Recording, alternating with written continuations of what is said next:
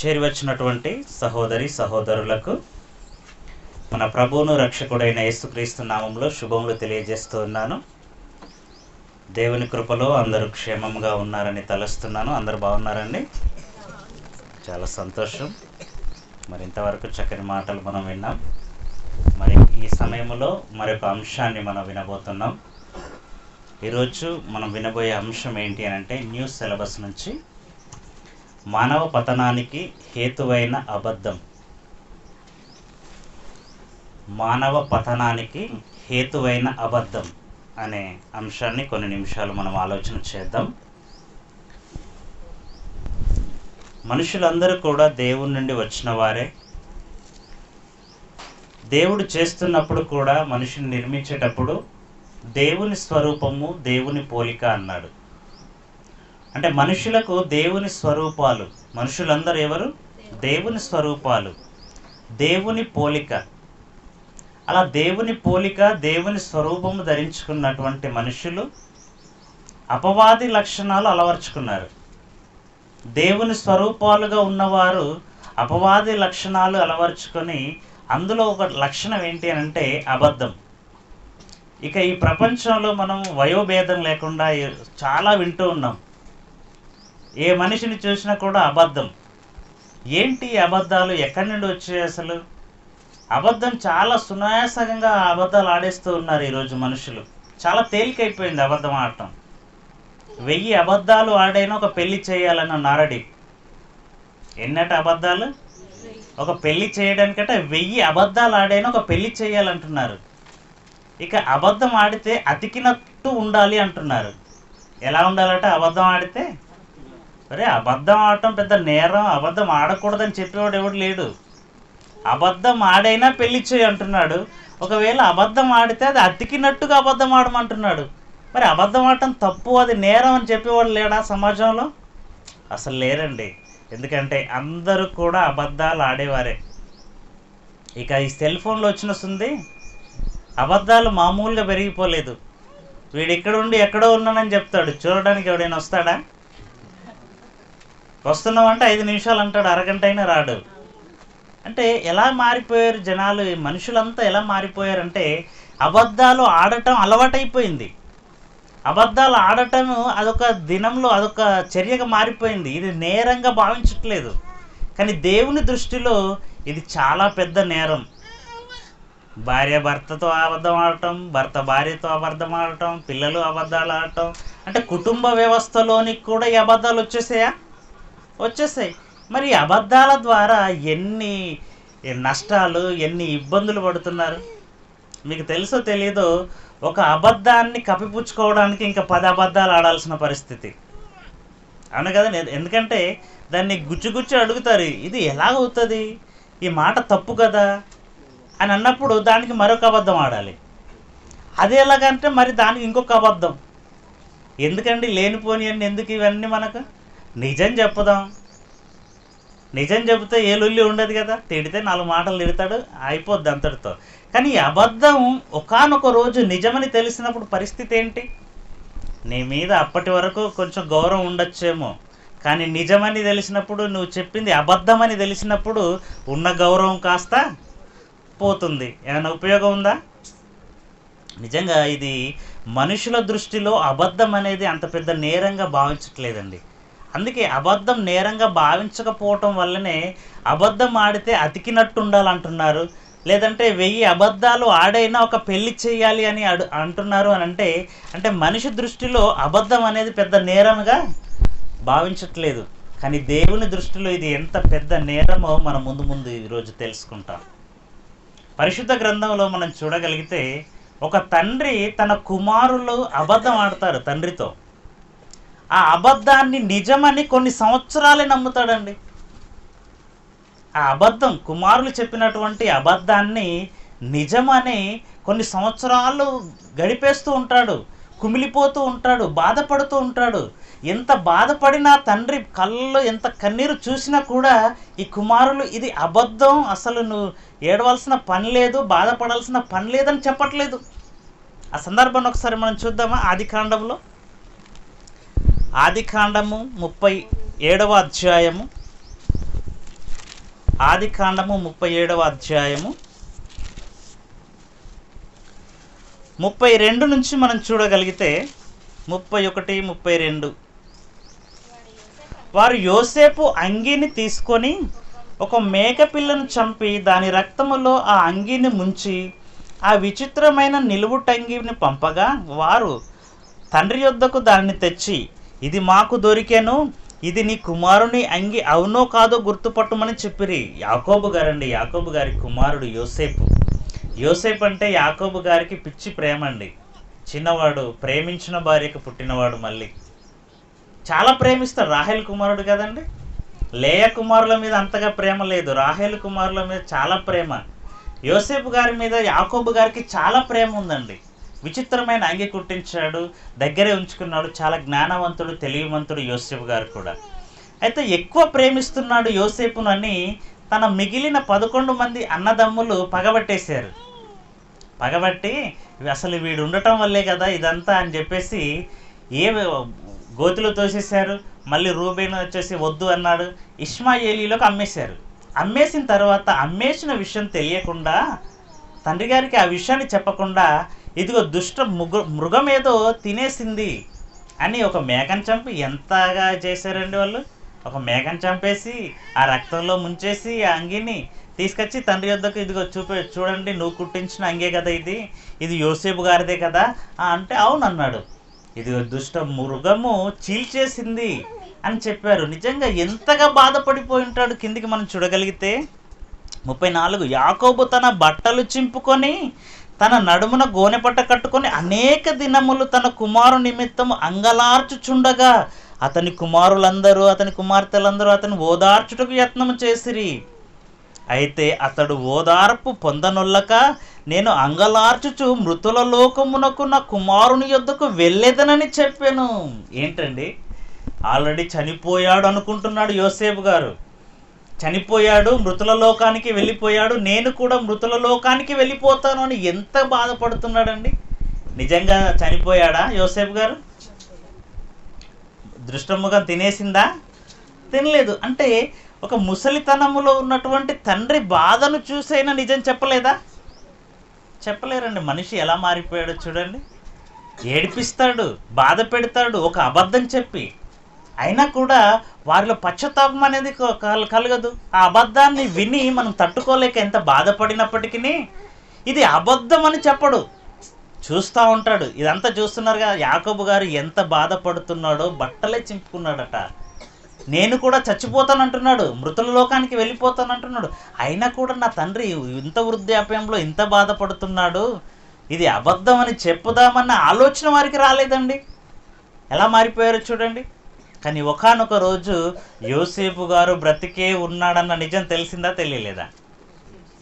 తెలిసిన తర్వాత యాకోబు గారు ఏమనుకోవాలండి, అంత బాధపడింది నేను, మీ అబద్ధాన్ని వినా నేను, ఒక అబద్ధం నన్ను అంత బాధ పెట్టిందా అంటే అబద్ధం ఎంత పనిచేస్తుందో చూడండి. కానీ అబద్ధాలు ఆడటం ఈరోజు ఒక తండ్రికి అంత బాధ పెట్టారు యాకోబు కుమారులు. కానీ యాకోబుకు మాత్రమే కుమారుల, పరలోకమందున్న తండ్రికి కూడా కుమారులేనా వారు? పరలోకమందున్న తండ్రికి కూడా వారు కుమారులే. అంటే దేవుని కుమారులు ఇలా అబద్ధం ఆడుతుంటే దేవుడు చూసి ఎలా తట్టుకుంటాడండి? భూమి మీద ఒక తండ్రే తట్టుకోలేకపోయాడు, బట్టలు చింపుకొని బాధపడుతూ ఏడుస్తూ రోదిస్తూ ఉన్నాడు. అలాంటిది మరి పరలోకమందున్న తండ్రి ఈరోజు మనుషులందరూ అబద్ధాలు ఆడుతూ ఉంటే, మనుషుల్ని బాధ పెడుతూ ఇబ్బంది పెడుతూ ఉంటే దేవుడు ఎలా తట్టుకోవాలి ఆలోచించండి. అసలు అబద్ధాన్ని గురించి దేవుడు ఏమని రాయించాడు? చాలా తేలికైపోయిందండి. దేవుడు నమ్ముకున్నామని లేదు, నమ్ముకోమని లేదు, ప్రతి ఒక్కరు అబద్ధాలు ఆడేస్తూ ఉన్నారు. కానీ ఇది దేవుని దృష్టిలో చాలా పెద్ద నేరంగా భావించాడు. ఇశ్రాయేలీల కొరకు మోషే ద్వారా ధర్మశాస్త్రాన్ని ఇస్తున్న సమయంలోనే ఈ మాటను కూడా ప్రవేశపెట్టాడు. ఏంటి? మీరు అబద్ధం ఆడకూడదు అని. ఒకసారి ఆ మాట చూద్దామా? నిర్గమకాండం 20వ అధ్యాయము 16వ వచనం. మొదటిసారిగా వారికి ఇచ్చినటువంటి 10 ఆజ్ఞలలో ఒక ఆజ్ఞగా ప్రవేశపెట్టాడు. ఏమన్నాడు అని అంటే 16వ వచనం, 20వ అధ్యాయం నిర్గమకాండము 16వ వచనంలో, నీ పొరుగువాని మీద అబద్ధ సాక్ష్యము పలకకూడదు అంటున్నాడు. నీ పొరుగువాని మీద అబద్ధ సాక్ష్యం పలకకూడదు. ఒకవేళ 9 ఆజ్ఞలు పాటించి అబద్ధం ఆడావా, రాళ్లతో కొట్టి చంపాల్సిందే. అంత కఠినమైన శిక్ష అది. అబద్ధం ఆడటం అంటే దేవుడు చాలా ఘోరంగా, అది ఒక పెద్ద నేరంగా భావించాడు. ఆజ్ఞలలో చేర్చాడు దాన్ని. నీ పొరుగు వాని మీద అబద్ధంగా సాక్ష్యము నువ్వు పలకకూడదు అన్నాడు. అలాగే నిర్గమకాండం 23వ అధ్యాయము ప్రారంభ వచనాన్ని కూడా మనం చూడగలిగితే, లేని వార్తను పుట్టించకూడదు అన్నాడు. లేని వార్త, అబద్ధం అంటే ఏంటండి? అది ఉన్నదా? నిజం అది కాదు. అబద్ధం అంటే అది లేని వార్త. అసలు అక్కడ జరగకూడనిది జరిగినట్టు, అక్కడ లేనిది ఉన్నట్టుగా చెప్పటం అబద్ధం. లేని వార్తను పుట్టించకూడదు అంటూ 7వ వచనంలో ఏమంటున్నాడంటే, అబద్ధమునకు దూరముగా నుండుము అన్నాడు. ఏమన్నాడు? అబద్ధానికి దూరంగా ఉండాలట, అబద్ధం ఆడకూడదట. ఈరోజు అబద్ధాలు ఆడుతూ ఎన్ని కుటుంబాలు నాశనం అయిపోతూ ఉన్నాయి. ఈ అబద్ధాల ద్వారా ఎంతమంది ఇబ్బందులు పడుతూ ఉన్నారు. అబద్ధానికి నువ్వు దూరంగా ఉండాలి. నీ పొరుగు వాని మీద అబద్ధ సాక్ష్యం పలకకూడదు అంటున్నాడు. ఈరోజు కోర్టులో న్యాయదేవత కళ్ళకు గంతలు కట్టేశారు. అక్కడ ఇద్దరు వాదించుకుంటారు, ఇద్దరు లాయర్లు ఉంటారు కదా. ఇప్పుడు ఇద్దరిది రైటే అవుతుంది. అక్కడ ఇద్దరిది రైటే అయితే అక్కడికి వెళ్ళాల్సిన పని లేదు. అందులో ఎవరిదైనా ఒకరిది అబద్ధమై ఉండాలి, ఒకరిది నిజమై ఉండాలి. అవునా కదా? ఎవరినైనా నువ్వు తిట్టావు అని అంటే అయితే తిట్టి ఉండాలి, లేదంటే తిట్టకుండా ఉండాలి. లేదు, ఇద్దరు వాదిస్తున్నారు. ఏమని వాదిస్తారు? నాది తప్పని ఎవడని అంటాడు. అందులో నా తరపున లాయర్ని పెట్టుకున్నాను, నా తప్పని వాదిస్తాడా? తప్పు ఉన్నప్పటికీ అది ఎలా నిజమో నిరూపించుకోవాలనుకుంటాడు. దానికి చట్టంలో ఉన్నటువంటి అవన్నీ ఉపయోగించుకొని కొంచెం వాడి సైడ్ నుంచి ఏదన్నా తప్పు క్లూ దొరికిందా దాన్ని లేపుతూ ఉంటాడు. ఎందుకు? వీడు చేసింది మర్చిపోవాలని. అంటే ప్రతి వాడు కూడా అబద్ధాన్ని వాదిస్తూ దాన్ని ఎలాగైనా ఒప్పించాలి, ఎలాగైనా తప్పించుకోవాలి అని ఆలోచన చేస్తూ ఉన్నాడు. ఎక్కడుందండి న్యాయం? ఎక్కడ ఉంది? నిజం పలికేవాడు ఎక్కడున్నాడు? ఈరోజు నిజం చెప్పేవాడు కరువైపోయాడు. నిజం ఎవరు కూడా మాట్లాడటం లేదు.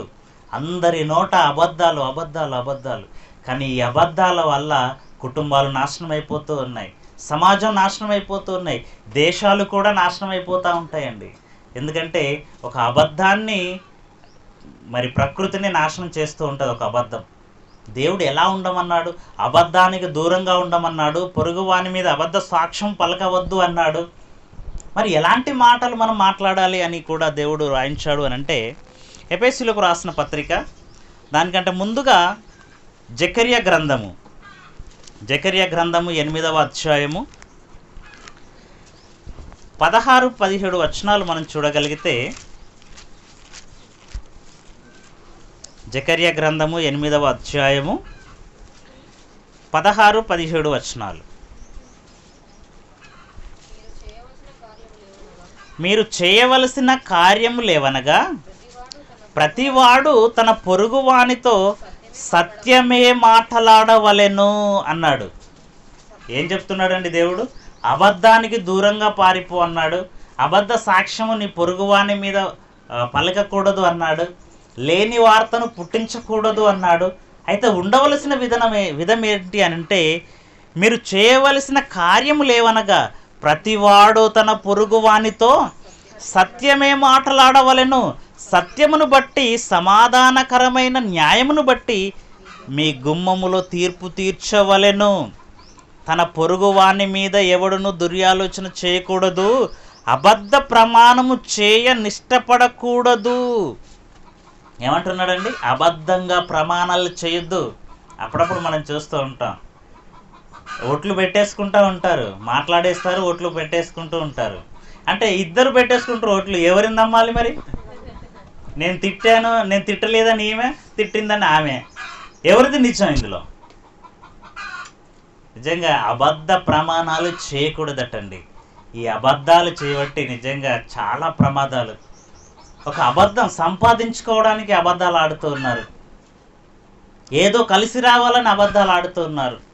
ఈరోజు అబద్ధాల మీదనే మరి మొత్తం సమాజం అంతా నిర్మించబడి ఉన్నట్టుగా కనిపిస్తూ ఉంది.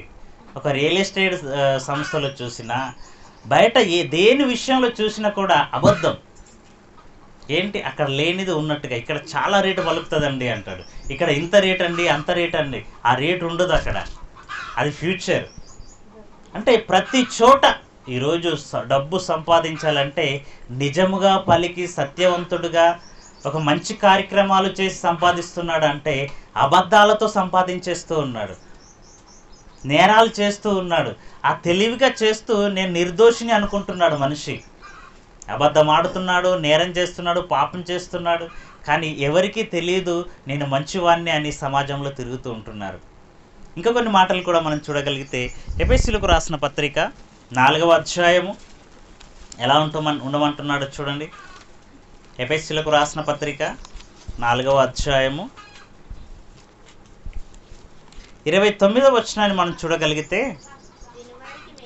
వినువారికి మేలు కలుగునట్లు అవసరమును బట్టి క్షేమాభివృద్ధికరమైన అనుకూల వచనమే పలుకుడి గాని దుర్భాష ఏదైనను మీ నోట రానియకుడి. ఎలాంటి మాటలు ఉండాలట మన నోట? క్రైస్తవులుగా బైబిల్ పట్టిన మనము, దేవుని మాటలు వింటున్న మనము, మన నోట ఎలాంటి మాటలు ఉండాలి? మేలు కలగాలట. మనం మాట్లాడితే వారి కుటుంబంలో మేలు కలగాలి. మనం మాట్లాడితే వారి భార్యాభర్తలకు గొడవ కాకూడదు, తల్లి కొడుకులకు గొడవ కాకూడదు, క్షేమాభివృద్ధి, వాళ్ళ బాగు కోరి మాట్లాడాలి. అప్పుడప్పుడు కొందరు మాట్లాడతారండి, నిజంగా అత్త కోడలు ఇద్దరు గొడవ పెట్టుకున్నారు అనుకోండి, కోడలికి చెప్పేవారు, నిజంగా కోడలికి ఆమె చెప్పే మాటలు చాలా బాగుంటాయి. మీ అత్త అలాంటిది ఇలాంటిది అని చెబుతుంటే కోపం మీద ఉన్న కోడలికి ఏమనిపిస్తుంది? నిజంగా ఎంత మంచిగా చెప్తున్నావు, ఎంత మంచి సలహాలు ఇస్తున్నావు అనిపిస్తుంది. ఈ మాటలన్నీ తీసి మళ్ళీ అత్త మీద కోపం పెంచుకున్నది అనుకోండి, క్షేమమా ఇంట్లో? మన మాటలు ఎలా ఉండాలట? మేలు కలగాలి. ఇద్దరు గొడవ పెట్టుకున్నారా? పెట్టుకొని వారు ఎవరు ఉంటారండి? పెట్టుకుంటారు.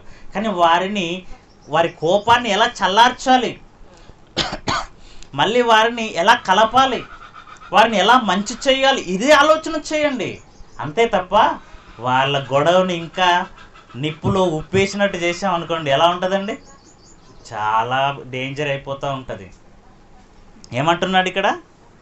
వినువారికి మేలు కలిగినట్లు అవసరమును బట్టి క్షేమాభివృద్ధికరమైన అనుకూల వచనమే పలుకుడి కానీ దుర్భాష ఏదైనను మీ నోట రానియకుడి. దుర్భాషలు ఆడకూడదు, ఎవరిని శాపించకూడదు, తిట్టకూడదు అసలు. కానీ ఈరోజు క్రైస్తవులలోనే నిజంగా చాలా ఘోరంగా మారిపోతున్నారు. సమాజంలో చాలా ఘోరంగా మారిపోతున్నారు. దేవుని నామాన్ని అవమానపరిచేస్తూ ఉన్నారు. ఎందుకండి తిట్టుకోవటం? ఇందాక ప్రసన్న కూడా ఆ సందర్భం చెప్పాడు కదా, తిట్టుకోవటం వల్ల, గొడవను పెద్ద చేసుకోవటం వల్ల, అది వీధన పడటం వల్ల ఎవరి పరువు పొదిస్తున్నారు? దుర్భాషలు ఆడటం అది మేలుకా? కాదండి, మనల్ని చాలా నష్టంలోనికి ముంచేస్తూ ఉంటుంది. చాలా ఇబ్బంది పడిపోతూ ఉంటాం దానివల్ల. కొడుకును తల్లి తిట్టినా, తల్లిని కొడుకు తిట్టినా, ఒక కొడుకు తల్లిని ఏదైనా మాటలంటే వృద్ధాప్యంలో ఉంటారు, వాళ్ళు తట్టుకోగలరండి? తట్టుకోలేరు. ఎందుకంటే అప్పటికే బీపీ షుగర్లు ఉంటాయి. ఆ మాటలు తలపోసుకుంటూ బాధపడుతూ కుమిలి కుమిలి చచ్చిపోతూ ఉంటారు. అదే ఒక కొడుకుని తిట్టినా కూడా, ఈరోజు మగవాళ్ళు అంటే వాళ్ళు ఇంట్లో ఉండేవారు కాదు, బయటకు వెళ్ళేవాళ్ళు, పని చేసేవాళ్ళు, బైకుల మీద వెళ్తారు, రోడ్డు మీద వెళ్తారు. ఎప్పుడు ఇంట్లో ఒక మనస్తాపంతో, దుఃఖంతో, ఇంట్లో మనశ్శాంతి లేకుండా వారు బయటకు వెళితే వారి పరిస్థితి ఏంటి? ఏదో ఆలోచిస్తూ బైక్ డ్రైవింగ్ చేసాడు అనుకోండి, ఎదురుగా వస్తున్న లారీని చూసుకోకపోతే పరిస్థితి ఏంటి? నష్టం ఎవరికి? మన కుటుంబానికి కాదా? అంటే మన కుటుంబంలో శాంతి, సమాధానం, నెమ్మది ఉండాలి. దుర్భాషలు మనం మాట్లాడుకోకూడదు. మనం దుర్భాషలు మాట్లాడుతున్నామంటే మనల్ని అపవాది శోధిస్తున్నాడు, దేవుని నామానికి అవమానం కలిగిస్తున్నాం. మనం క్రైస్తవులంటే ఎలా ఉండాలి? ఎంత చక్కగా, ఎంత అనుకువగా, ఎంత ఆలోచనాత్మకంగా ఉండాలి. ఈరోజు సమాజంలో క్రైస్తవ్యాన్ని నీచంగా చేసేస్తున్నారండి. చాలామంది ఉన్నారు అలా. క్రైస్తవులే కొట్టుకుంటున్నారు, చర్చిలోనే కొట్టుకుంటున్నారు, చర్చిలోనే గొడవలు. ఎందుకు? క్షమించే ఆలోచనలు లేవా? నిజంగా జాన్సన్ అన్న ఎంత చక్కని పాట కట్టాడండి. యేసు రక్తం ఏమని మొరపెడుతుంది? క్షమించమని మొరపెడుతుంది. స్తెఫెను ఏమంటున్నాడు? చంపుతున్న వారిని కూడా క్షమించండి, క్షమించండి, క్షమించండి. అంటే యేసుక్రీస్తు తరువాత క్షమాపణే తప్ప పగ తీర్చుకోవటం అనేది లేదు. క్రొత్త నిబంధన అంతటా చూడండి మీరు. పాత నిబంధనలో ఉంటుంది. భక్తులు అన్నారు, మా రక్తము నిమిత్తము భూనివాసులకు ప్రతిదండన చేయక ఇంతకాలం అయ్యా, ఇంకా మేము వెయిట్ చేయాలన్నారు. పాత నిబంధనలో అది. కానీ యేసుక్రీస్తు వచ్చిన తర్వాత ఈరోజు మనం క్రొత్త నిబంధన కాలంలో ఉన్నాం. పాత నిబంధన కింద లేం మనం. యేసుక్రీస్తు వచ్చిన తర్వాత నిన్ను కొడుతున్న వారిని క్షమించండి, నిన్ను తిడుతున్న వారిని క్షమించండి. అప్పుడప్పుడు నిజంగా ఈ మాటలు విన్న తర్వాత నాకు చాలా రిలీఫ్ అనిపించిందండి. ఏమనంటే, ఎవరైనా కొడుతున్నారు అనుకోండి, ఎవరైనా మళ్ళీ తిట్టారనుకోండి, ఆ మాటను బట్టి బాధపడిపోతూ ఉంటాం. మనం చాలా బాధపడుతూ ఉంటాం. అయ్యో ఎందుకన్నారని అలా బాధపడుతూ మన ఆరోగ్యాన్ని కూడా మనం ఖరాబ్ చేసుకుంటూ ఉంటాం. కానీ దేవుడు చెప్పిన ఒక సూత్రాన్ని అప్పుడు పాటించండి. అసలు వాళ్ళ గురించి నేను ఎందుకు ఆలోచిస్తున్నాను? నన్ను తిట్టారని కదా, సరే నేను వాళ్ళని క్షమించేసాను అని మీ మనసులో ఒకసారి నిశ్చయించుకోండి. వాళ్ళు తిడతారని బైబిల్ చెప్పిందా? నా నిమిత్తము జనులు మిమ్మల్ని నిందించి హింసించి, హింస కూడానా? మనల్ని ఎవరైనా హింసించారా? ఎవరు లేరు. కేవలం నిందిస్తేనే. నిందలు అని అంటే ఎట్లా ఉంటాయండి?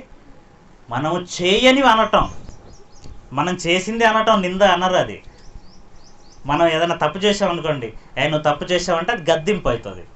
కానీ నిందలు అంటే ఎలా ఉంటాయి? ఇవి మనం చేయకూడదు. మనం ఎంత చక్కగా, ఎంత అనుకువగా కుటుంబంలో అత్తకు కోడలు కానీ, కోడలకు అత్త కానీ, అత్త కింద ఎంత అణిగి ఉన్నా అత్త ఇంకా కోపడుతుంది, ఇంకా తిడుతుందంటే నిందలు. ఎందుకు ఈ నిందలు వస్తాయా? వస్తాయి. మరి క్రైస్తవుల కుటుంబంలో ఎందుకు రావాలి ఇవి?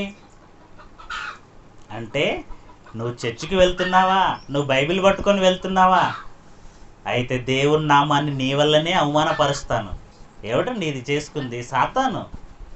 మనం మందిరానికి వెళ్తున్నాం కదండి, సత్యమైన మాటలు వింటున్నాం కదండి, అయితే మన ద్వారానే మనమే వాడిని టార్గెట్, మన ద్వారానే దేవుని నామాన్ని అవమానపరచాలి అని ఆలోచన చేస్తున్నావు. వాని కుయుక్తి ఎవరికండి అర్థమైంది? కుటుంబంలో సమస్య జరుగుతుంది అని అంటే సాతాను ఎంటర్ అయిపోయాడని ఆలోచించుకోవాలి. వాడు శోధించుతున్నాడు కాబట్టి ఇప్పుడు మనం కొంచెం రిలాక్స్, నెమ్మదిగా ఉండాలి, ఓపికగా ఉండాలి అని ఆలోచన చేసుకోవాలి.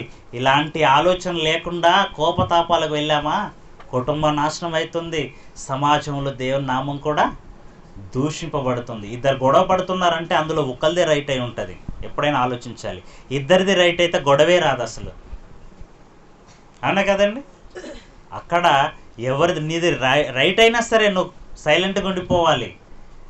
నాది నిజము, నీది అబద్ధం అని నువ్వు రెచ్చిపోయావు అనుకో, గొడవ పెద్దదైద్ది. ఆ గొడవ పెద్దది కావటం వల్ల ఏమైంది? కుటుంబంలో సమస్య, దేవుని నామానికి అవమానం. బయట మందికి తెలిస్తేనేమో దేవుని నామం అవమానం అవుతుంది, ఇంట్లో కుటుంబం ఇబ్బంది పాలవుతుంది. ఇలా ఆలోచన చేయాలండి. అందుకే ఎంత చక్కని మాటలు చెప్పాడో చూడండి.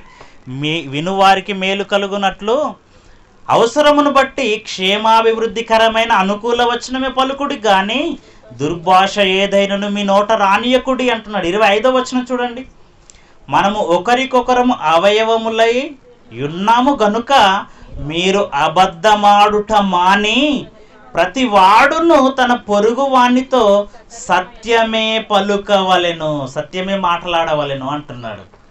ప్రతి వానితో నిజమే మాట్లాడండి, సత్యమే మాట్లాడండి. అది దేవునికి ఇష్టం. దేవుని పిల్లలైన వారు నిజమే పలుకుతారు.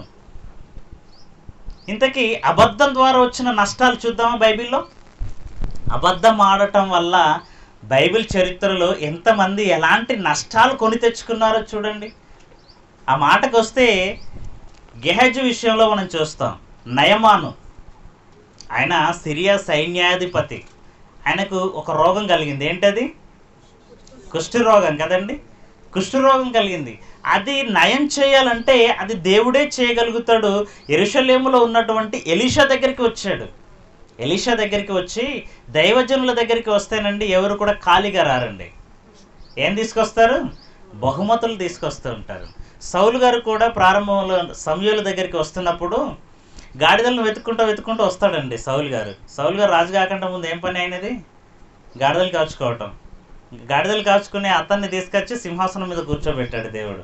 ఆ గాడిదలను వెతుక్కుంటూ వస్తాడు, ఎక్కడ పోయినా దొరకదు. ఇక్కడ దీర్ఘదర్శి సమూయేలు ఉన్నాడు, ఆయన దగ్గరికి వెళ్ళి అడుగుదాము అని దాసుడు చెప్తాడు. మరి మన దగ్గర కానుకలు లేవే, దైవజనుని దగ్గరికి వెళితే ఏదైనా బహుమతులు తీసుకెళ్ళాలి అని ఆలోచన చేస్తారు. అది ఆ కాలంలో. ఇప్పుడు అలాంటివి ఏం లేవండి. దైవజనుని దగ్గరికి ప్రార్థన అవసరతకు వచ్చినా ఏమి తీసుకురాం, అంటే బహుమతులు అనేటివి తీసుకువెళ్ళాలి. ఇది దేవుడు ఒకప్పుడు ఏర్పాటు చేసింది. అదొక మంచి గౌరవంగా, ఆయన ద్వారా పొందిన మేలుకు నేను ఏదో ఒకటి ఆయనకు ఇవ్వాలి కదండి నా తరపు నుంచి అని దైవజనుని దగ్గరికి ఎవరు వచ్చినా కూడా బహుమతులు తీసుకొచ్చేవారు. అలాగే నయమాను కూడా చాలా బహుమతులు తీసుకొచ్చాడు దైవజనునికి ఇవ్వాలని. కానీ ఎలీషా గారు ఏది కూడా అంగీకరించలేదు. ఇదిగో యోర్దాను నదిలోకి వెళ్ళి 7 సార్లు మునుగు, నీ రోగం పోతుంది, అక్కడి నుంచి అంటే వెళ్ళిపో, మళ్ళీ ఇక్కడ రాకన్నాడు. కానీ ఆయన ఇక్కడికి వచ్చేసి ఇదిగో నా బహుమానాలు తీసుకో అన్నాడు. ఒకసారి ఆ సందర్భం చూడండి. రాజుల 2వ గ్రంథము 5వ అధ్యాయము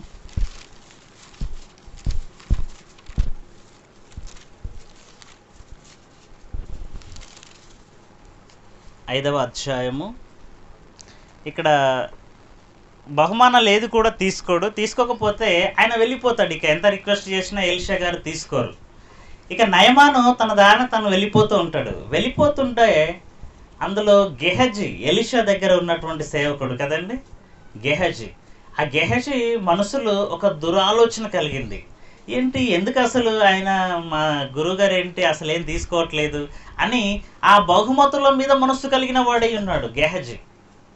అలా మనస్సు కలిగి ఆయన వెంట పరిగెత్తుకొని వెళ్ళిపోయి ఏమన్నాడంటే, ఇదిగో నా గురువుగారి దగ్గరికి ప్రవక్తల శిష్యుల్లో 2 వచ్చారు, వారి కొరకు 2 జతల దుస్తువులను ఇంకేమడిగాడు, వెండి 2 మణుగుల వెండి ఈమని అడిగితే రెట్టింపు ఇచ్చాడట. ఇస్తే అవన్నీ తీసుకున్నాడు, ఇంట్లో పెట్టుకున్నాడు, వచ్చేసాడు. వచ్చిన తర్వాత 25వ వచనంలో ఎలీషా గారు అడుగుతున్నాడు, అతడు లోపలికి పోయి తన యజమానుని ముందర నిలువగా ఎలీషా వానిని చూచి, గెహజీ నువ్వెచ్చట నుండి వచ్చితివని అడిగినందుకు వాడు, నీ దాసుడనైనా నేను ఎచ్చటికి పోలేదనను. ఏంటండి ఎంత బద్మాషిగా అబద్ధం ఆడుతున్నాడు చూడండి. చూడలేదనుకుంటున్నాడు. నీ దాసుడనైనా నేను ఎక్కడికి వెళ్ళాను, ఎంత వినయమో. మళ్ళీ లేదండి నేనెటు వెళ్ళాను అనట్లేదు, నీ దాసుడనైనా నేను ఎచ్చటికి పోలేదు. నిజంగా ఆ మాటలు వింటేనే నిజంగా ఉత్తముడు అనిపిస్తుంది మనకి. అబద్ధాలు ఆడేవాళ్ళు ఎలా ఉంటారండి, చాలా గొప్పగా అబద్ధాలు ఆడతారు. నిజంగా ఇలాంటి సత్యవంతులు మనకు దొరకడనిపిస్తారు. అలా అబద్ధాలు ఆడేస్తూ ఉంటారు. నీ దాసుడనైనా నేను ఎచ్చటికి పోలేదే. నచ్చాడా చూశాడా, ఎందుకు నిజం చెప్పటం అనుకున్నాడు, అంతే కదండి. ఎలీషా గారు ఇక్కడే ఉన్నాడు, ఎలీషా గారికి ఎలా తెలుస్తుంది, తెలియదు. కాబట్టి అబద్ధం ఆడేద్దాం, సింపుల్. ఈరోజు సంపాదించుకోవడానికి అబద్ధాలు. అప్పుడప్పుడు పల్లెటూర్లలో పొలాల దగ్గర కూడా గొడవలు ఉంటాయండి. నాది గెట్టి ఇక్కడికంటే ఎక్కడికంటాడు, అక్కడికంటే ఇక్కడికంటాడు. అంటే రౌతులు బాతుకుంటారు కదండి, అయినా కూడా అబద్ధాలు. నాది అక్కడికి ఉందంటే ఇక్కడికి. ఎందుకంటే అబద్ధాలు సంపాదించుకోవడానికా?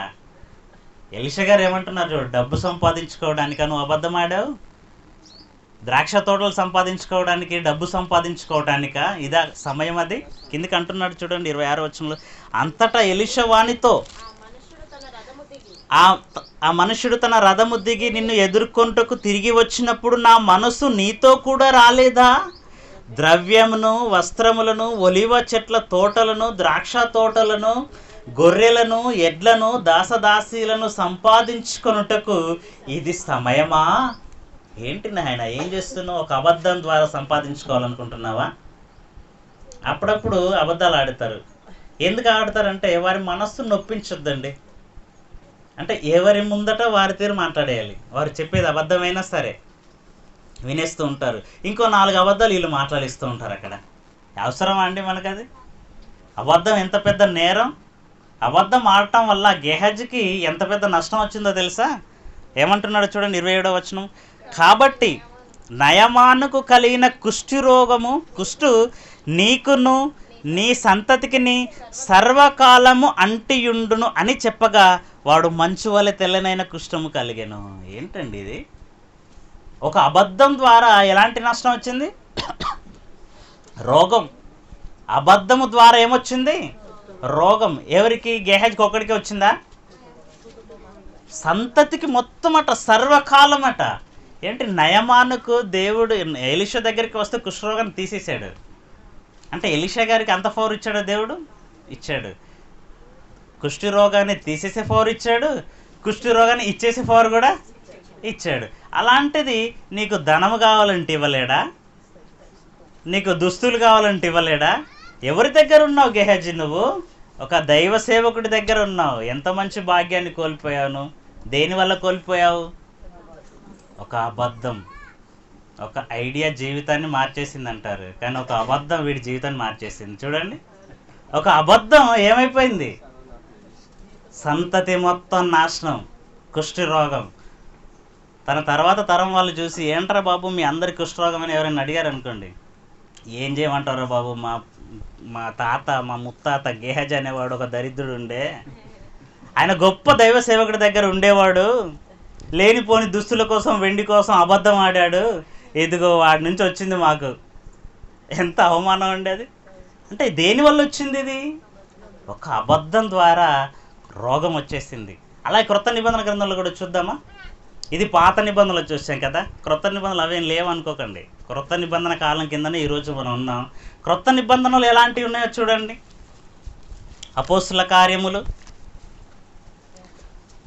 5వ అధ్యాయము, అపోస్తుల కార్యములు 5వ అధ్యాయంలో అననీయ సఫీరా ఇద్దరు భార్యాభర్తలండి. వీళ్ళు చాలా చక్కగా అప్పుడప్పుడే సంఘం నిర్మించబడింది. చాలా చక్కగా అందరూ చర స్థిర ఆస్తులను అమ్మి కూడా సంఘం కోసం ఖర్చు పెడుతున్నారు. దేవుని సువార్త విస్తరణ కోసం ఖర్చు పెడుతున్నారు. పైన మనం చూస్తే 4వ అధ్యాయం చివరిలో బర్నబా తన పొలమును అమ్మి దాన్ని వెళ్ళ తీసుకొచ్చి అపొస్తలుల పాదముల యొద్ద పడేశాడు. ఇదిగో సేవ కొరకు వాడండి అన్నాడు. అలాగే అననీయ సఫీరాలు వాళ్లకు కలిగినటువంటి పొలాన్ని కూడా అమ్మారు అండి. అమ్మమని ఎవరు ఫోర్స్ చేయలేదండి, ఎవరికి వారు అమ్మేసుకున్నారు. దేవుని కొరకు వారి కష్టార్జితాన్ని ఇచ్చేశారు. ఇక అననీయ సఫీరాలు భార్యాభర్తలు కూడా అనుకున్నారు, మనం కూడా ఇవ్వకపోతే బాగోదు కదా, అందరు ఇస్తున్నారు, బర్నబా ఇచ్చాడు, అందరు ఇచ్చారు, మనం కూడా ఇచ్చేద్దామని అనుకున్నారు మనసులో. అనుకున్నంత వరకు బాగానే ఉంది. కానీ అమ్మిన తర్వాత తన ఆ డబ్బులో కొంచెం దాచిపెట్టుకొని కొంచెం తీసుకొచ్చారు. ఇది తన భార్యకి తెలిసేనా? తెలిసేనండి, ఇద్దరికి తెలిసే. అక్కడ చూడండి 5వ అధ్యాయం మొదటి నుంచి చూడగలదు. అననీయ అను ఒక మనుషుడు తన భార్య అయిన సఫీరతో ఏకమై పొలమమ్మెను. భార్య ఎరుకనే వాడు దాని వెలలో కొంత దాచుకొని కొంత తెచ్చి అపోస్తలుల పాదముల యొద్ద పెట్టాడు. అంటే ఇద్దరు భార్యాభర్తలు ఏకీభవించారు. దేనికోసం? దేవుని కోసమా? అబద్ధాని కోసం. నిజంగా దేవుని పనిలో ఇలాంటి ఏకీభవిస్తే బాగుంటుంది కదండి. మనం దేవుని పని కోసం మనకు పలానా చోట ఎకరం ఉంది, అది కూడా అమ్ముదామని అనుకోవాలి. కానీ అమ్మిన దాంట్లో ఏం చేశారు? వీళ్ళిద్దరు భార్యాభర్తలు ఇద్దరు అనుకున్నారు, బాగా మనుషులుకున్నారు, ఇదిగో సగం దాచిపెడదాం. పేతురు అడుగుతాడు, నిన్ను మామూలుడు కాదు పేతురు, నువ్వు కూడా ఇంతే అని చెప్పు అన్నాడు. వారిని ఇచ్చొచ్చాడు భార్యకి ఇంటికాడ. ఇదిగో ఇంతకీ అమ్మారా అంటే అంతకే అను, ఏమాత్రం నువ్వు చెప్పదు, డౌట్ రాకూడదు. మళ్ళీ ఇద్దరు భార్యాభర్తలు ఏకమైపోయారు అబద్ధం ఆడటానికి. వచ్చేసాడు పేతురు ముందుకు వచ్చేసాడు. పేతురు ముందుకు వచ్చేసి ఇంతకే అమ్మావా అంటే అంతకే అన్నాడు. పేతురు గారికి తెలీదా?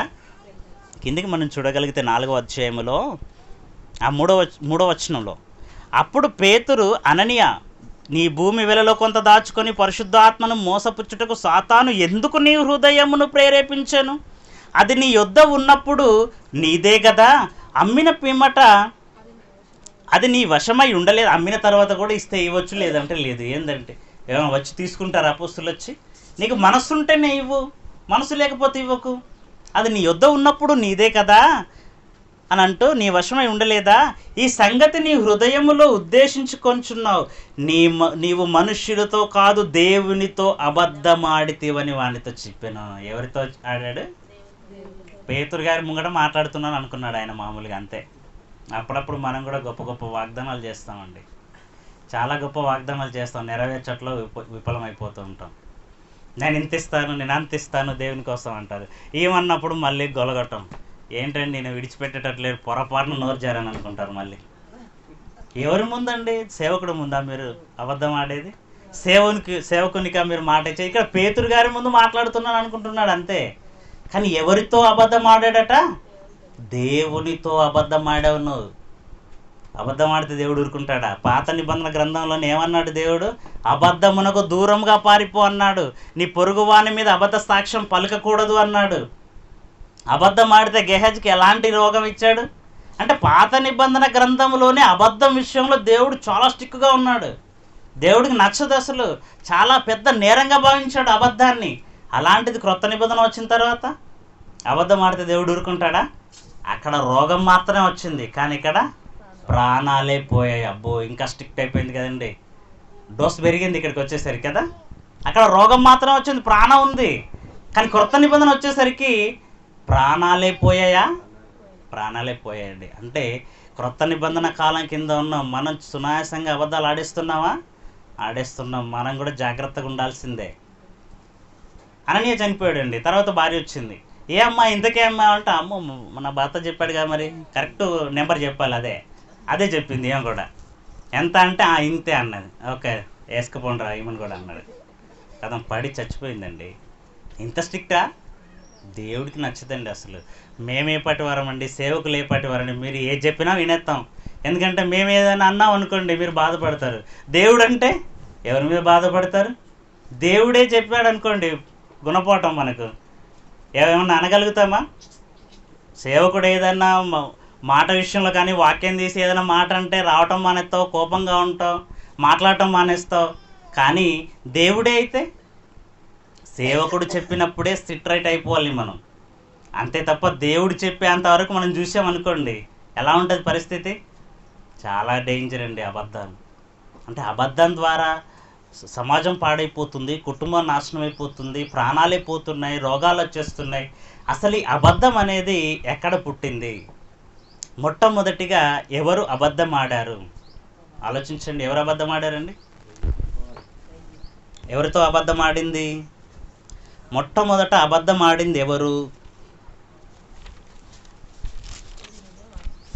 ఎస్, ఏమన్నది? ఏంటి నిజం? దేవుడు చెప్పింది నిజం కాదా? అసలు అబద్ధం విషయంలో దేవుడు ఎంత స్టిక్కో చూసాం మనం. అయితే దేవుడు చెప్పేది అబద్ధం అవుతుందా? దేవుడు చెప్పిన నిజాన్ని ఇదొక అబద్ధముగా చిత్రీకరించింది ఎవరు? అపవాది. నిజంగా చెప్పాడా? నిజంగా మీరు చచ్చిపోతారా? ఒకసారి ట్రై చేయకూడదు? చచ్చిపోతారో లేదు చూస్తాను. అప్పుడప్పుడు నిజంగా కరెంట్ వస్తుందండి, ఫారం ముట్టుకొని చూడండి అంటే ఎలా ఉంటుందండి? నువ్వు ముట్టుకొని అంటాం. అంటే ఈ విషయంలో మనం బాగానే ఉంటాం. కానీ అబద్ధం ఆడమని సాతాను ప్రేరేపిస్తున్నప్పుడు మనం ఎందుకండి, మన మనస్సాక్షి మనల్ని ఎందుకు గద్దించకూడదు? అననీయను అపవాది ప్రేరేపించిందంట. అక్కడ లేదు, అపవాది అక్కడ పర్ఫార్మెన్స్ చేయదు, చేసేదంతా మనమే. వాడు చేపిస్తాడు, వాడు కొరియోగ్రఫీ అంతే, వాడు చేపిస్తాడు. కానీ మనం జాగ్రత్త పడాలి. వాడు నన్ను ప్రేరేపిస్తున్నాడు. మన అంతరాత్మ చెప్పదండి. మనం అబద్ధం ఆడేటప్పుడు ఇది అబద్ధం అని చెప్పదా? అందరికీ చెప్పుద్ది ఇది అబద్ధం అని మనకు తెలుసు. అప్పుడే నువ్వు ఆలోచించి అది నిజం పలకాలండి. అబద్ధం ఆడారు అనుకోండి ఎంతటి శిక్షలు. వాడు అబద్ధం ఆది నుండి అబద్ధం ఆడుతూనే ఉన్నాడట.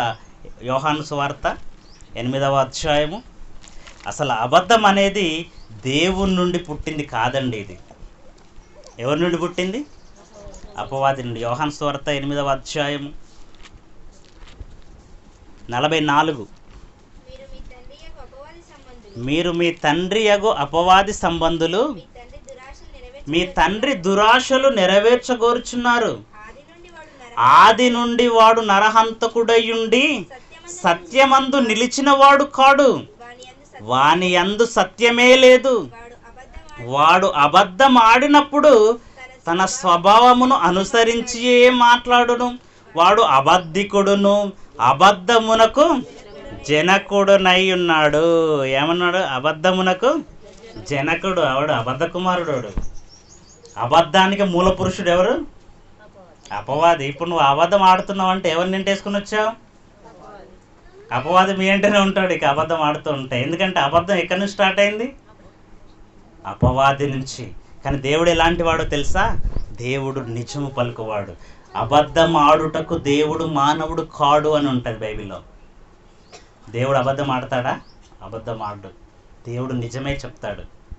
కానీ ఈరోజు మనుషులు అబద్ధం ఆడుతున్నారు. నీ మాట ఎలా ఉండాలన్నాడు? అవునంటే అవును, కాదంటే కాదు. నొక్కి ఒక్క నుంచి చెప్పాల్సిన పని లేదు నువ్వు. ఎందుకు? అబద్ధం ఆడతావు, అబద్ధం ఆడైనా ఒప్పించాలనుకుంటావు. కానీ అలాంటి అవసరత లేదు అని చెప్తున్నాడు మత్తయి సువార్తలో. అవునంటే అవును అనాలి, కాదంటే కాదు. ఇంతకంటే మించినది అది దుష్టుండి వచ్చినది. 5వ అధ్యాయం మత్తయి సువార్త 37వ వచనం చూడండి. మత్తయి సువార్త 5వ అధ్యాయము 37వ వచనం. మీ మాట అవునంటే అవును, కాదంటే కాదు అని ఉండవలెను. వీటికి మించినది దుష్టు నుండి పుట్టినది. అవునంటే అవును, కాదంటే కాదు. అంతేగాని అంతకంటే ఎక్కువగా మాట్లాడడానికి ఎప్పుడు కూడా ప్రయత్నం చేయకూడదు. ఒకవేళ ప్రయత్నం చేస్తే అది దుష్టుడు ఎంటర్ అవుతాడు మనలో. మొదటి శతాబ్దంలో ఉన్న క్రైస్తవులు నిజంగా వారు దేవుని వాక్యాన్ని ఉన్నది ఉన్నట్టుగా చెప్పారండి. వారు అవునంటే దేవుడు అవునన్నారు, కాదంటే కాదన్నారు. కానీ అది వాళ్ళ ప్రాణాలు కాపాడుకోవాలనో లేదంటే వారికి హింసలు కలుగుతాయనో అబద్ధం ఆడలేదు. పేతురు యోహానులకు వార్నింగ్ ఇచ్చారు పెద్దలందరూ. ఇదిగో ఈ నామమును బట్టి బోధించారనుకో చూడండి అన్నాడు. కానీ మేము కన్న వాటిని విన్న వాటిని బోధించకుండా మేము ఉండలేమయ్యా. ఏదో మిమ్మల్ని సంతోషపెట్టడానికి మేము మాట్లాడలేం, అబద్ధాలు చెప్పలేం, మేము నిజమే చెప్తామని వాళ్ళు ప్రాణాలకు తెగించి నిజం చెప్పారు. ఈరోజు అబద్ధం ఆడడానికి మనం ప్రయత్నం చేసామనుకోండి, భారతదేశంలో పరిస్థితి ఎలా ఉందండి? ఈరోజు నువ్వు క్రైస్తవుడువా అయితే నీ పేక్ కోసేస్తా అంటాడు. అప్పుడు ఏమంటావు? నేను క్రైస్తవుడు కాదు అని అబద్ధం చెప్తావా? ప్రాణాల కోసం. ఎందుకండి ఈ ప్రాణాలు? ఉంటే ఎంత పోతే ఎంత. వాడు చంపకపోతే మనం ఏమన్నా ఇక్కడే ఉండిపోతామా? వాడు చంపినా చచ్చిపోతాం, చంపకపోయినా మహా అంటే ఇంకో 10 సంవత్సరాలు బతుకుతామేమో, ఆ తర్వాత అయినా చనిపోతాం. కానీ దేవుని కోసం మనం అప్పుడే నిజం ఒప్పుకుంటే గొప్పగా దేవునికి ఇక అప్పుడే తొందరగా విశ్రాంతిలోనికి వెళ్ళిపోతాం కదా. నిజంగా ఎంత చక్కగా ఆ రోజు మొదటి శతాబ్దంలో ఉన్నటువంటి క్రైస్తవులు ప్రాణాలకు తెగించేశారు. స్తెఫనును చంపుతున్నప్పటికి కూడా ఆయన వాక్యమే చెప్పాడు. ఆకాశము చీల్చబడి దేవుని కుడిపార్శ్వమున యేసుక్రీస్తు కూర్చుండి ఉండుట చూచున్నాను. ఆ మాటలు విని ఏమన్నారు? వాళ్ళు పళ్ళు కొరికారట. ఏంటి లేదండి, ఈ మాట చెప్తే వీళ్ళు కోపడతారని చెప్పకుండా ఉన్నాడా? ప్రాణం పోయినా పర్వాలేదు, యవనస్తుడండి, తన యవన కాలాన్ని దేవుని కొరకు ఇచ్చేసాడు. అంటే అబద్ధం చెప్పకూడదు, నిజమే పలకాలి. ప్రాణాలు పోయినా నిజమే పలకాలని బైబిల్ చెప్తుంది. కానీ ఈరోజు ప్రాణాలు దక్కించుకోవడానికి, డబ్బు సంపాదించుకోవడానికి, ఆస్తుపాస్తులు సంపాదించుకోవడానికి ఈరోజు అబద్ధం ఆడుతున్నారు. అది ఎంత పెద్ద నేరం. ఈ అబద్ధికులందరికీ ఏముంటుందట? అప్పుడప్పుడు చాలా మాట్లాడిస్తూ ఉంటారండి కొందరు. నేనైతే ఎక్కువ మాట్లాడటం నాకు అస్సలు ఇష్టం ఉండదు. ఎవరితో ఎక్కువ మాట్లాడటం, వాళ్ళు వచ్చి ఉన్నా కూడా మౌనంగా ఉంటాను, అవసరం ఉన్నది మాట్లాడతాం అంతే తప్ప ఏదో ఒకటి అన్నయ్య మీరు ఇప్పుడు ప్రిన్సిపల్స్ వాళ్ళు వీళ్ళు ఉన్నా కూడా అక్కడ వందనాలు అన్నా ఉంటే వందనాలు, కార్యక్రమాలు ఎలా జరుగుతున్నాయి ఇలా జరుగుతుంది అంతే తప్ప మీరు ఇలా చెప్తారన్నా మీరు అలా చెప్తారన్నా అదన్నా ఇదన్నా ఎందుకు మనకు లేనిపోని. విస్తారమైన మాటల్లో ఏముంటుందట? దోషము ఉండక మానదు. విస్తారంగా ఎప్పుడు మాట్లాడడానికి ప్రయత్నించకండి, అవసరమైనదే మాట్లాడండి, అది మేలుకరమైన మాటలే మాట్లాడండి. ఇతరులకు మేలు చేయాలి మన మాట. నిజంగా మాట్లాడితే కరెంటు బిల్లు కాలినట్టుగా బిల్లు కాలుతుంది అంటే బాగుండేదండి. అసలు విస్తారంగా ఎవరు మాట్లాడేవాళ్ళు కాదు, సేవ్ చేసుకునేవారు. లేదంటే మనిషికి దేవుడు ఇదిగో 1,00,000 మాటలండి, నీ జీవితం అంతా మాట్లాడుకో, అవి అయిపోయినాయంటే ముగిపోతాం అంతే. ఎలా ఉంటుందండి? వాటిని కాపాడుకుంటూ ఫోన్లో బ్యాలెన్స్ పొదుపు చేసుకున్నట్టు. నిజంగా దేవుడు విస్తారంగా మాట్లాడమని స్వస్థత ఇచ్చాడు. కానీ మంచి మాటలు మాట్లాడాలి, ఇతరులకు మేలు చేసే మాటలు మాట్లాడాలి. నీ మాట వింటే కుటుంబం సెట్ అవ్వాలి, నీ మాటలు వింటే భార్యాభర్తలు సెట్ అయిపోవాలి, నీ మాటలు వింటే పాపము నుండి పరిశుద్ధతలోనికి రావాలి ఇతరులు. అంతే తప్ప ఎవ్వరు కూడా నష్టపోవడానికి చెడిపోవడానికి మన మాటలు ఉండకూడదు. మనం మాట్లాడే ప్రతి మాటకు లెక్క చెప్పాల్సి ఉంటుంది. చూడండి మత్తయి సువార్త 12వ అధ్యాయము 36-37 వచనాలు చూడండి. మత్తయి సువార్త 12వ అధ్యాయము. నేను మీతో చెప్పున్నదేమనగా మనుషులు పలుకు వ్యర్థమైన ప్రతి మాటను గూర్చి విమర్శ దినమున లెక్క చెప్పవలసి ఉండును. నీ మాటలను బట్టి నీతిమంతుడవని తీర్పు నొందుదువు, నీ మాటలను బట్టియే అపరాధివని తీర్పు నొందుదువు. అంటే మనం మాట్లాడే ప్రతి మాట రికార్డ్ అవుతుందా? ఈ మాటలన్నీ ఒకానొక రోజు ప్లే చేసి ఆడియో మనకు వినిపిస్తాడా? వినిపిస్తాడు. నీ మాటలను బట్టియే, ఏంటి చేసే పాపాలని కాదా, అవి కూడా ఉంటాయి. అంటే మాట కూడా ఇంపార్టెంటే, చేసే పాపం మాత్రమే కాదు, మాట కూడా ఇంపార్టెంటే. నీ మాటలను బట్టే నువ్వు అపరాధివా నిరపరాధివా అని తీర్పు తీర్చుతాడట. ఒకానొక రోజు నువ్వు మాట్లాడిన మాటలన్నీ కూడా నీకు వినిపించేసి, అదే ఏది నీతిగలమైన మాట, ఏది అబద్ధం, ఏది నిజం, ఇదంతా కూడా దేవుడు పరిశీలన చేస్తాడట, బ్యాలెన్సింగ్ చేస్తాడు. అప్పుడు మనం అబద్ధాలు ఆడేసుకుంటూ ఉన్నాం అనుకోండి, ఎలా ఉంటుందండి? ఈ అబద్ధికుని తోసేయండి అంటాడు. ప్రకటన గ్రంథం చూడండి, ముగించుకుందాం. 21వ అధ్యాయం, ప్రకటన గ్రంథం 21వ అధ్యాయం 8వ వచనం. పిరికివారును, అవిశ్వాసులను, అసహ్యులను, నరహంతకులను, వ్యభిచారులను, మాంత్రికులను, విగ్రహారాధికులను, అబద్ధికులు అందరూను, ఏమన్నాడు ఇక్కడ? వీరందరితో ఎవరిని చేర్చేస్తున్నాడట? అబద్ధికులను కూడా చేర్చేస్తున్నారా? ఏంటండి అబద్ధం ఇంత నేరమా? పరలోకానికి కూడా వెళ్లకుండా చేస్తుందా నిన్ను? అవునండి. అందుకే ఆ రోజు అపవాది అబద్ధం ఆడింది గనక, అబద్ధం ఆడించింది గనక ఏదేను తోటలుండి ఆదాము అవ్వల్ని వెళ్ళగొట్టేలా చేసింది. ఈరోజు అబద్ధాల ద్వారా పరలోకానికి వెళ్లకుండా పాతాళానికి నడిపించేస్తుంది. అందుకే సమాజం మొత్తం అబద్ధాల వైపు వెళ్ళిపోయింది. ఎందుకు వెళ్ళిపోయింది? వీళ్ళకి పరలోకం వద్దు, ఈ అబద్ధకులందరినీ కూడా నరకంలో తగలెట్టాలని వాడు చూస్తున్నాడు. ఇది తెలిసిన మనం కూడా అబద్ధాలు ఆడేసాం అనుకోండి, ఎలా ఉంటుందండి? ఇంత తెలిసి ఇంటెనక తెచ్చినట్టు ఉంటుంది మనకి. ఇదంతా తెలిసి కూడా మనం అబద్ధం ఆడితే ఎలా ఉంటుందండి? అస్సలు మన నోట అబద్ధం రాకూడదు, నిజమే పలుకు. నువ్వు నిజం చెప్పితే నమ్మకపోతే, నిన్ను నిందించినా, నిన్ను చెడ్డ మాటలన్నా మౌనంగా ఉండి వెళ్ళిపో అక్కడి నుంచి. కానీ అబద్ధం ఆడడానికి ప్రయత్నం అస్సలు చేయకు. అబద్ధం ఆడడానికి ప్రయత్నం చేసినావా అపవాది కుమారులు అంతే, ఇక వేరే మాటే లేదు. అబద్ధానికి జనకుడు అపవాది. అబద్ధం ఆడేవారంతా ఎవరి సంబంధులు? అపవాది సంబంధం. దేవునికి అబద్ధం అంటే నచ్చదు, కాబట్టి అబద్ధం ఆడకూడదు. దేవుని పిల్లలుగా మనం అందరం ఉండాలని కోరుకుంటూ ఈ మాటలు ముగిస్తున్నాను. ప్రార్థించుకుందాం. పరిశుద్ధుడా, మా ప్రియ పరలోకపు తండ్రి, ఇంతవరకు నాయన కొన్ని మాటలు మీకు నచ్చనిది ప్రభు అబద్ధం. అబద్ధం ఆడుట వల్ల ఎంత మంది నష్టపోయారో, ఎన్ని కుటుంబాలు నష్టపోయారో ప్రభు మేము చూసాం కొన్ని మాటలు.